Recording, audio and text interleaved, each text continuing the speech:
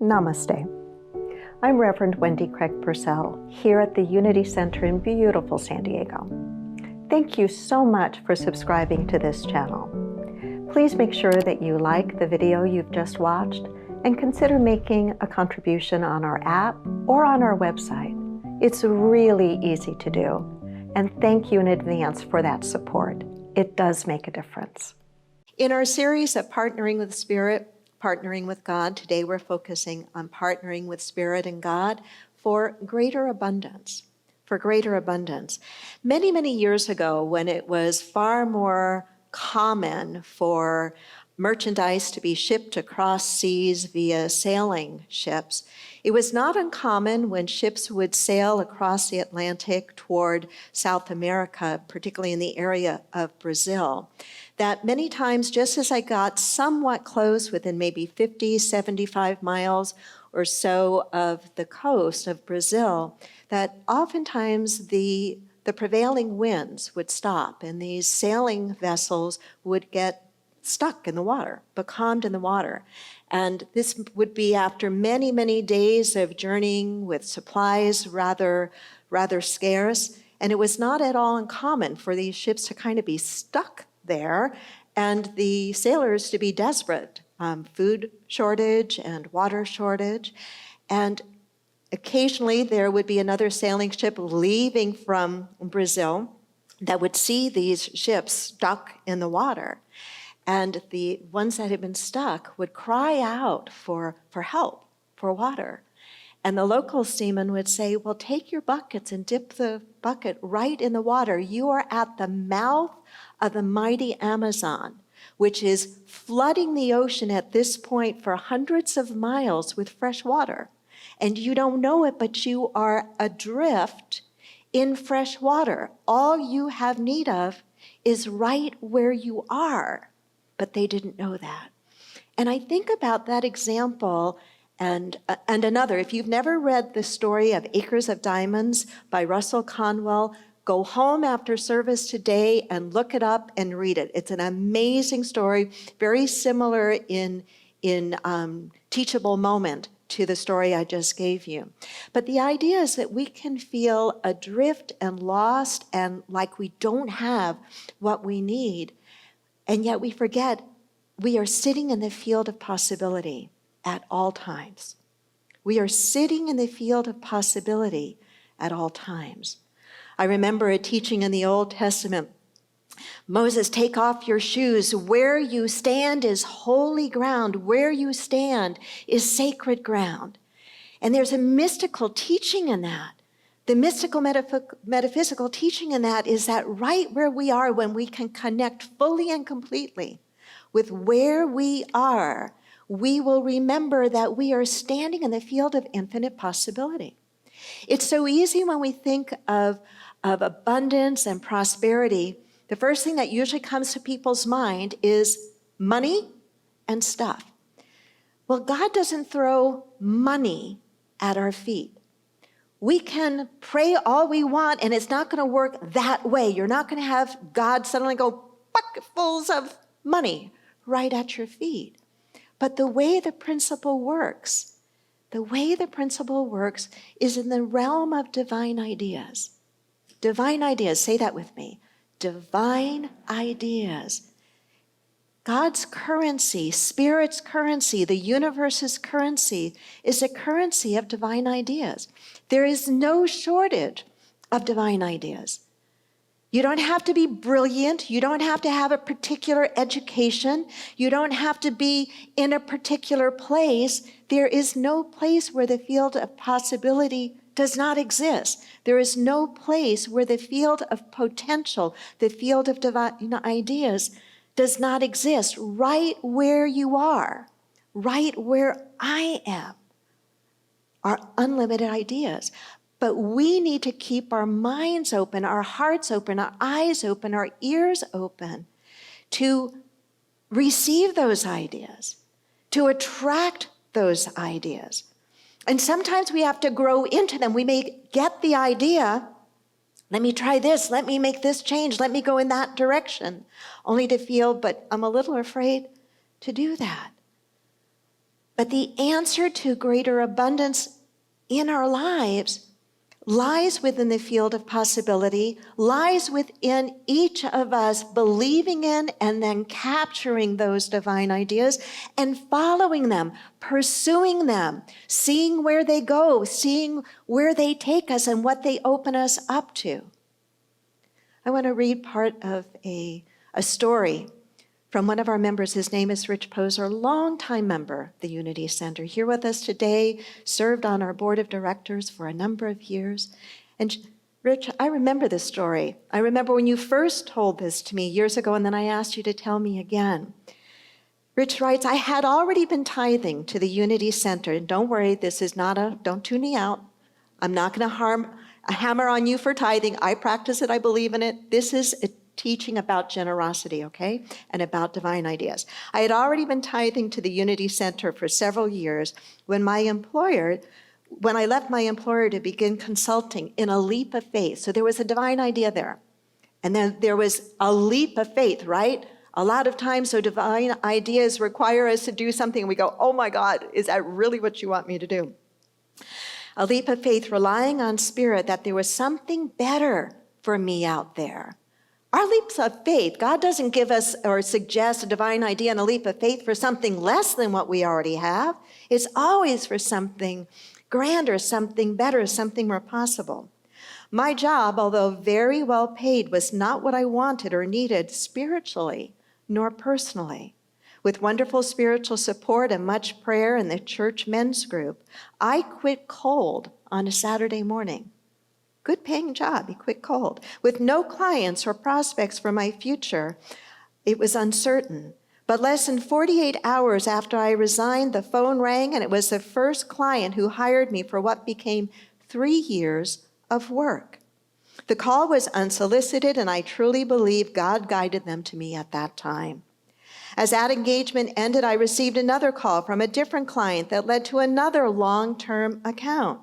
Although I did no marketing or promotion, clients mystically appeared as one engagement was ending, so that in over 20 years, I worked continuously. This was remarkable in a consulting practice. I believe that coincidence is God's way of staying anonymous. I agree with you, Rich. I think so too. He goes on to write to me, I started by tithing each month based on what I had earned, which was variable depending on the number of billable hours I worked. In my business, it is customary to pay an agent around 10% to find jobs. I felt that God was my agent, so tithing to the Unity Center where I was spiritually nurtured was a fair practice. But this is another divine idea, but after only a few years, I changed my model to tithe what I envisioned I would earn the following month. Would you say that's not a demonstration of faith? That's a demonstration of faith. And Janet, that's a demonstration of loyalty as a partner and a spouse. But after only a few years, I changed my model to tithe what I visioned I would earn the following month, essentially tithing in advance. And I was always able to meet or exceed that vision until I retired this year. There is more than enough. And the enough I'm talking about is divine ideas. And sometimes we have to grow into them. Rich had to grow into the idea of leaving steady employment to take that leap of faith and then continue to take those leap of faiths.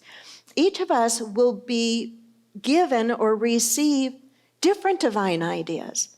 We'll be told to do different things based on who we are, our passion, our experience, our desires, our unique soul, who and what we are. But it is ours to be paying attention to those. Last week when I talked to you about partnering with God for guidance, and I talked to you about if you had at your disposal the most brilliant consultant, what would you have to pay that consultant? Do you remember what I said? The answer was attention. We have to pay attention to these divine ideas as well. And it does mean that we have to go against the culture a little bit, at least the race consciousness. That's a term Charles Filmer, the co-founder of Unity, coined to determine mass consciousness, the general myths that humanity are living under. And he said that one of the things we have to do is we have to get beyond race consciousness. And one of the myths that we have to get beyond is this belief that there's just not enough. That if I get mine, you can't get yours. That it's a zero-sum game, but it's not. Because we're talking about the realm of possibility. We're talking about the realm of divine ideas. You have as much access to that as anybody else. I have as much access to that as anybody else. There's a great basic unity book and workbook called The Quest and Adventures on the Quest. I think you can still get it from Unity Publishing and from Amazon. It's written by Richard and Mary Alice Jaffola, and it takes all of Unity's very basic concepts and presents them in very teachable, very bite-sized ways. And even if you've been in this teaching for a long time, it's worth it to go back and to remind yourself of these things and to strengthen the neurological pathways along these beliefs that you want to be living in and living from. In The Quest, the Jaffolas write this: the human race has had it all wrong. We have to re-educate ourselves so that we firmly realize that God's source of good is unlimited. God by nature is a creative process, always capable of and desirous of bringing new and more good into our lives. The key to prosperity is the realization that prosperity doesn't come by getting more. Prosperity doesn't come by getting more. The law of prosperity is actually 180 degrees from what most of us have been taught. We prosper not by concentrating on what we are getting, but by emphasizing on what we are giving. There is simply no way to circumvent this law, and it may take a quantum shift in your thinking to bring yourself around to this truth. We become prosperous not by focusing on what we're getting or what we get from life, but from what we are giving, which means a generosity of spirit. Does a generosity of spirit include our money? Yes. Is it the only thing it includes? Absolutely not. A generosity of spirit comes from the inside. A generosity of spirit says, I have something of value. It may be an idea, it may be a word of encouragement, it may be a lending hand, it may be something I have in my garage or in my closet or in my wallet. But I have something that I can circulate. I have something that I can contribute. I have something that somehow can make life better for someone or something. When we really grasp this truth, we begin to change the very vibration that we live from and that we're putting out into the universe. We truly become magnetized.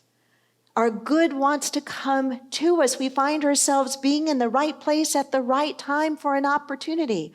We find ourselves suddenly having courage that we didn't know that we had.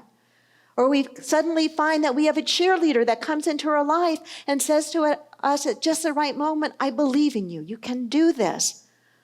I'll stand by your side to the best of my ability. But it comes not because we're holding back out of fear. It comes because we have chosen to practice living from a generous heart, a generous spirit. The second belief that we need to correct, that we need to just get rid of, is this idea that somehow it is spiritual to be poor. It is no more spiritual to be poor than it is spiritual to be rich. Spirituality has nothing to do with that. Spirituality does not have to do with our bank account. It does not have to do with manifestation. It does not have to do with lack of stuff or austerity. Our spirituality has to do with consciousness, and it has to do with the generosity of our heart, our kindness, our compassion, our willingness to not live our lives just for ourselves and our own convenience and our own families or people that are like us, but to do that and to continue to have a generous spirit, a generous consciousness that wants to include as many of the other until we no longer see the other as possible. Jesus never preached poverty. He never preached poverty. He preached, I believe, generosity of the heart. He said, give, and it will be given to you, good measure, pressed down, shaken together, and running over. He was using an example of measuring flour and grain and wheat. If you do any sort of baking, you know that part of what you do is you sift the flour and you make sure that the flour settles so that you're weighing or measuring the right amount of flour. He was saying, you give out of generosity. He complimented the widow who gave her 2 mites, 2 tiny coins. Why? Was there great value in just those 2 tiny coins? Not from a monetary standpoint, there was not. But he was pointing to her as an example, contrasting her giving to the Pharisees who just gave by the letter of the law, thinking that somehow was going to win them favor. He spoke highly of the widow because she gave from a generous heart. She could have given the same amount stingily, and I don't think he would have praised her. It's the intention from which we live. It's the intention from which we give, whether it's a gift we give here or time we give in an organization we serve or the way we pay attention to our loved ones. It's the consciousness behind it. Yes, he lived a lifestyle of very few possessions, but you may remember that they cast lots at the end of his life for the value of his robe. And so we can't look at the outside and judge by numbers and amounts. Abundance is much more, I was going to say subtle, but much more complex and much fuller than anything that can be put on a ledger sheet. If I look across my professional life, my personal life, there have been many times, not many times recently, but in the beginning, I had very, very, very little. Some of you know that I started the Unity Center in 1983 after 3 years of serving as assistant ministers in a couple of different churches, very painful experiences, figuring I couldn't do any worse than I was already doing. Little did I know what it was really like to start a church, but I'm glad I didn't know everything to begin with. But no money. I can remember for the first at least year eating hot dogs and baked beans every single night for dinner because it was cheap. I happen to still like Hebrew National Franks. I don't know why. Maybe it's nostalgia. I still do. And I can eat at the other end of the spectrum very fine food, and I love that too. But you know, even eating the hot dogs and the baked beans and living in a very tiny little place and being the person that counted the checks with my mother at the end of the offering, it didn't take us very long, not when there were only a handful of people. I still felt prosperous. I still felt somehow young and open, and I still feel young. The look in the mirror doesn't look quite the same, but I still feel it from the inside. Knowing that there is never a shortage of ideas. All I have to do is make room for them and have the courage to pursue them and the faith and the confidence to do so. So it really isn't a matter of the stuff that we have. My life doesn't look like that now. We are prosperous, but not because of the stuff we have. It's been built out of a foundation of practicing these principles. We still contribute, we still tithe. I wish I didn't use my credit card as much.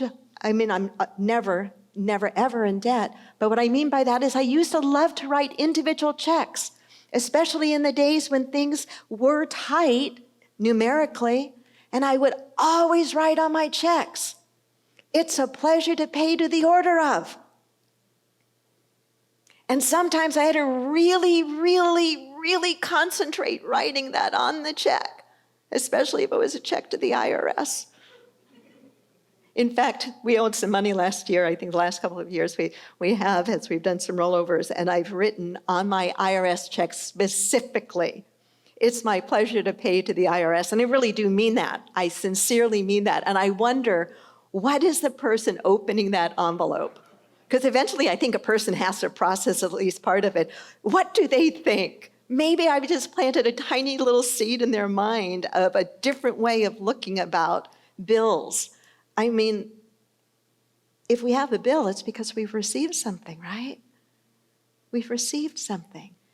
A generous spirit is a way of approaching everything in our lives.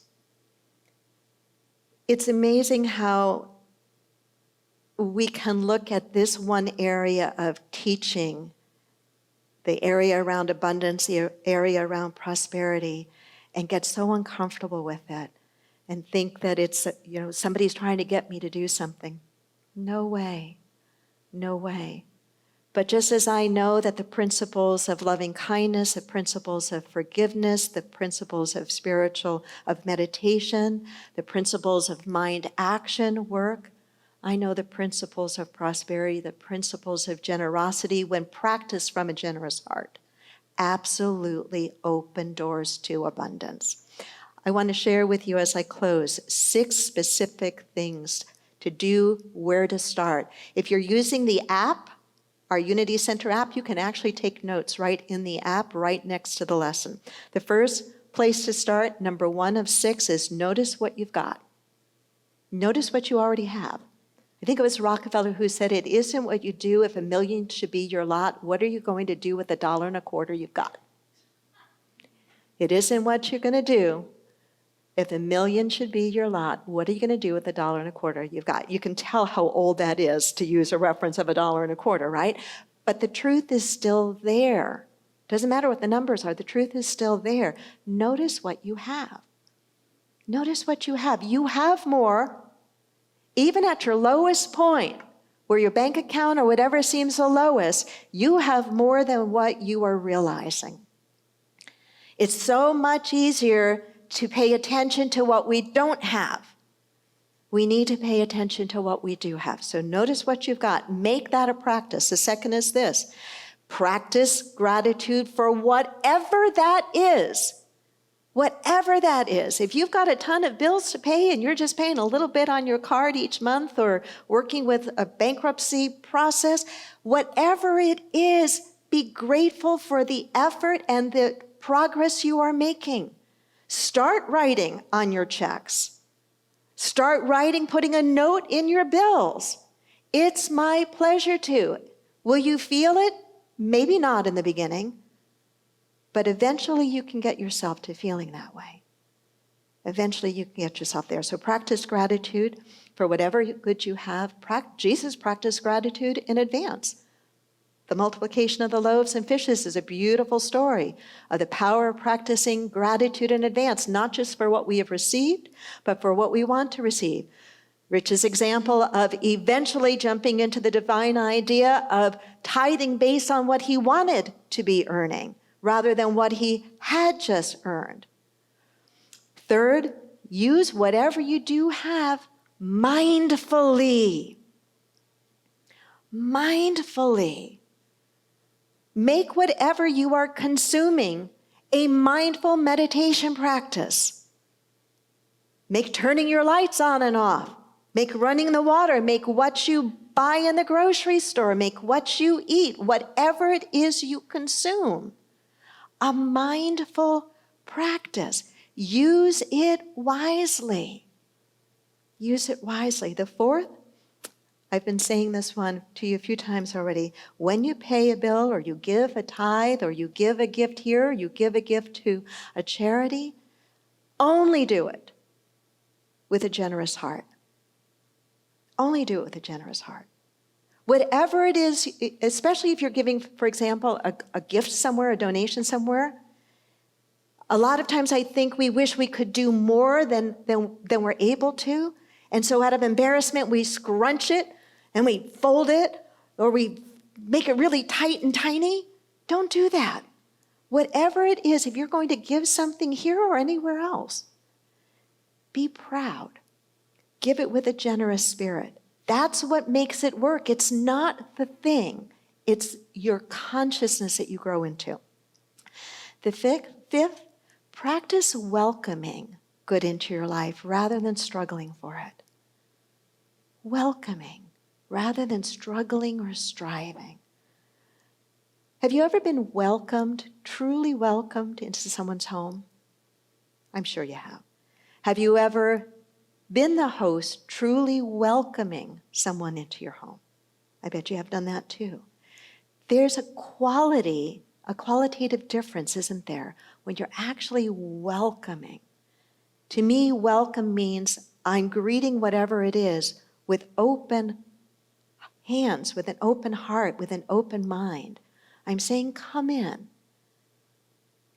That's the way we want to approach the flow of good into our lives, not from a place of desperation, but from a place of welcoming. It may take some meditation to be able to make that transition, but we can make it. You can make it. And the last is this: make generosity of heart your practice. Make generosity of heart your practice. Whatever it is you are giving, your time, your resources, your ideas, your heart, whatever it is, do it with a generous heart. Generosity is a path to abundance more than anything else. Generosity is a path to abundance. Namaste.